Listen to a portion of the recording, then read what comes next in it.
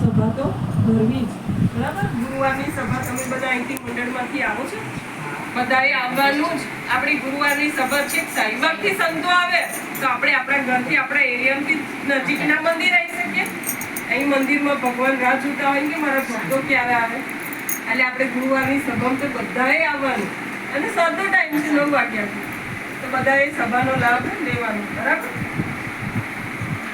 જો આપણે જોઈએ કે જનક અને અમરીશ રાજા હતા, એ બધાનો આપણે કેટલા મોટા રાજા હતા, એટલું બધું રાજ્ય વૈભવ વ્યવહાર કેટલો બધો હતો, પણ એમણે ક્યારે ભગવાનને ભૂલ્યા હતા?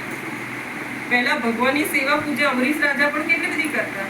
જનક રાજાને પણ એવું એટલી જ કથા વાર્તા સાંભળવા બેસતા ને, બધું ભગવાન સંબંધી ક્રિયા પૂજા તે બધું કરીને એટલી કથા વાર્તા બધું કરતા હતા. હંમેશા ભક્તિપરાયણ રહેતા. આજે પણ સ્વામીના પ્રતાપે દેશ પરદેશના હરિભક્તો પૂજા પાઠ તિલક ચાંદલો વ્યવસ્થિત કરે. ગમે તેવા વિપરીત કાળ આવે એમાં ફેરફાર થતો નથી. હવે વિદેશમાં તો છે ને દૂર દૂર મંદિર હોય, આપણે તો અહીંથી નજીક છે ને ઈસનપુર, 5-7 મિનિટ થાય અહીંથી તમે પહોંચી જાઓ. ત્યાં તો 200 માઇલ રવિ સભા ભરવા જવું હોય કે આવી એક સભા એરિયાની સભા ભરવી હોય તો કેટલું ગાડી ચલાવીને જાઓ ને ત્યારે ત્યાં પહોંચાય. તો પણ હરિભક્તોને એટલો મહિમા કે આવો સત્સંગ કે આવા સંત ક્યારે મળશે, એટલે એનો સમાગમ કરવા માટે બધા જાય. આપણે તો અહીંયા એવું નથી ને, સુગમ છે એટલે આપણે સત્સંગનો લાભ લેવો. અને આવા વિદેશમાં હરિભક્તો બધા તૈયાર થયા છે.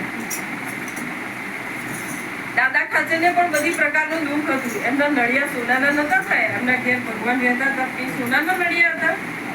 આપણા જેવા સામાન્ય હરિભક્ત જ હતા. એમને વિપરીત કાળ આવ્યા કરતો. કઈ ને કઈ ઉપાધિઓ જીવા ખાચર તરફથી હતી. એક વખત છે ને જીવા ખાચરે શું કર્યું, દાદા ખાચરને હેરાન કરવા માટે જે એમનું અનાજ તૈયાર થયું હોય ને, લણીને તૈયાર થયું હોય ને ખડામાં ભર્યું છે, તો એના પર આરબની બેરક બેસાડી દીધી કે અહીંયાથી કશું વસ્તુ તમારે ઉપાડવાનું નહીં. હવે છતે અનાજ એ લોકો ભૂખ્યા રહેવું પડે, કેમ કે કોઠીમાં અનાજ પૂરું થઈ ગયું મારી માટે. એટલે પછી દાદા ખાચરે મહારાજને પ્રાર્થના કરી કે મહારાજ તમે અહીંથી હવે કારિયાણી જઈને રહો વસ્તા ખાચરને ત્યાં, કે અમારે ત્યાં હવે અનાજ ફૂટી પડ્યું છે અને ત્યાં ખડામાં આરબની બેરક બેઠી છે, એટલે કે અમે અનાજ લાવી શકીશું ને ભૂખે રહેવાનો વારો આવે છે. તો મહારાજ કે એક જંગલમાં વડ હતું, એની પર બધા બહુ પક્ષીઓ રહેતા, બધાના માળા હતા, એના ફળ ફૂલ જમતા, કિલ્લોલ કરતા વડ ઉપર. અને એક વખત વનમાં આગ લાગી અને એના લીધે શું આગની જ્વાળાઓ નજીક વડની નજીક આવતી ગઈ. તો વડ બધા પક્ષીઓને કહે કે તમે બધા ઉડી જાઓ, મારે તો હું જમીનના મૂળિયા સાથે છું તો અહીંથી ખસીશ નહીં, પણ તમને પાંખો આપી છે ભગવાને, તમે ઉડી જાઓ અહીંથી તો તમારું જીવી જાઓ, બચી જાઓ. તો બધા પક્ષીઓ કહે કે અમે તમારી જોડે રહ્યા અને કિલ્લોલ કર્યો, આનંદ કર્યો, તો અમે તમારી ભેગા જ પડીશું, અહીંથી ઉડીશું નહીં. અને બધા ત્યાં રહ્યા અને વળની સાથે પડ્યા એમ. તો અહીંયા મહારાજ પણ કહે છે કે દાદા તમારા દરબારમાં રહી અને અમે ઉત્સવ સમયા કરીને બધું અત્યારે તમારે ત્યાં દાણા નથી તો અમે જતા રહીએ કે એવા થોડા કૃતજ્ઞ છીએ કે, એટલે અમે તો જે પરિસ્થિતિ હશે અહીં તમારે ત્યાં જ અમે રહીશું.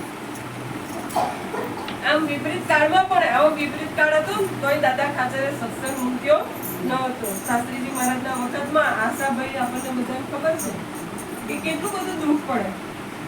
જમીન હોય એનું મહેસૂલ ભરવાના પૈસા ના હોય, અને આમ સ્વામી પૈસા માંગે, મૂર્તિઓ પધરાવી છે, અને આશાભાઈ તો શું થયું આખું મકાન અનાજ બધું પડી ગયું.